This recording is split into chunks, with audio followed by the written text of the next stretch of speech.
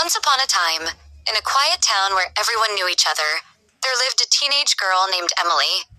Emily was kind, funny, and always respectful.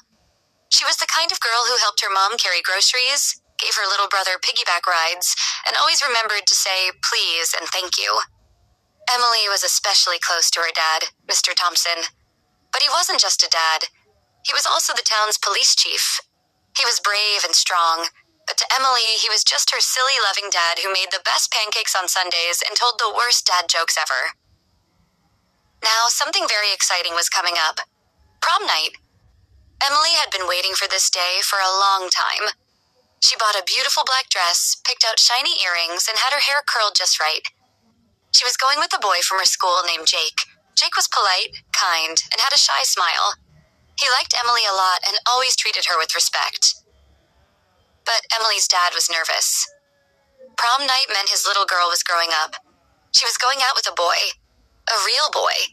And they'd be dancing and driving at night and, well, dads can worry a lot sometimes. So Mr. Thompson came up with a little plan. Before Jake arrived to pick up Emily, Mr. Thompson made a few phone calls. Not to just anyone, but to his best friends. Officer Daniels, Officer Brooks, Deputy Hill, and Sergeant Maria. They were all police officers, just like him, and all of them had known Emily since she was a baby. When Jake pulled into the driveway in his clean black suit, holding a small box with a corsage, he was feeling confident. He'd practiced what to say. He'd planned to tell Mr. Thompson that he would take great care of Emily and have her home before midnight. But when Jake stepped out of the car, his eyes grew wide.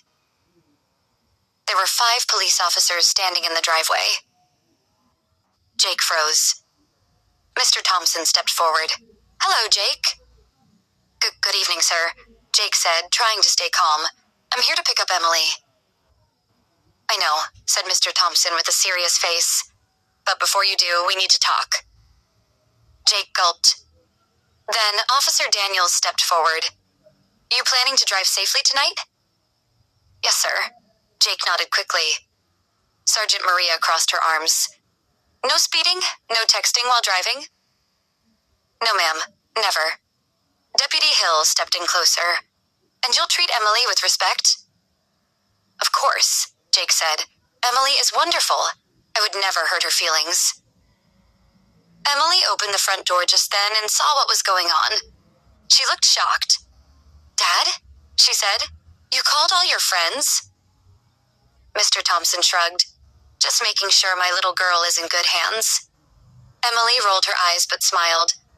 "Jake, don't worry, they're just being dramatic." Officer Brooks stepped forward, his voice deep and kind. "Jake, we all care about Emily. She's like family to us. So when we say take care of her, we mean it." Jake looked each of them in the eyes. "I understand, and I mean it too." Mr. Thompson looked at the group. Then he reached into his pocket and pulled out a small card. "This is my phone number. Call if anything goes wrong. And remember, home by midnight, not 12:01. Jake nodded, holding the card like it was the most important thing in the world. Emily walked over, took Jake's arm, and whispered, "You doing okay?" Jake chuckled nervously. "I think I just passed the world's scariest test." They got in the car and drove off, slowly, with 5 sets of eyes watching them until they disappeared down the street. At prom, everything was magical. The gym was filled with music, twinkling lights, and smiling faces. Jake and Emily danced and laughed, took silly photos, and drank fizzy punch from tiny cups. Jake was polite the whole night. He opened doors, pulled out chairs, and always checked to make sure Emily was okay.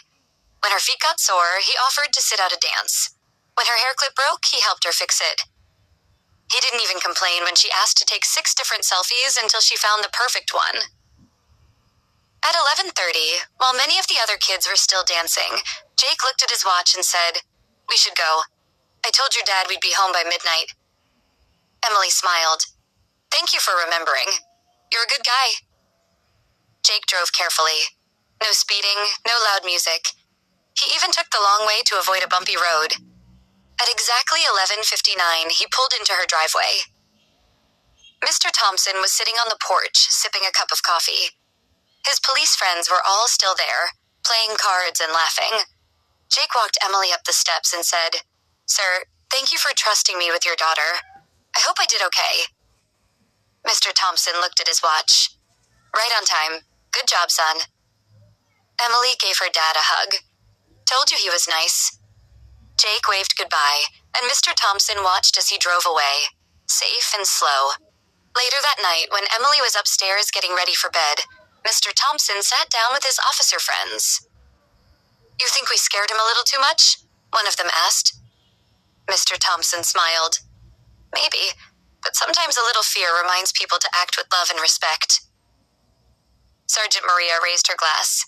"To good dads, good friends, and good boys." And they all clinked their cups together under the stars.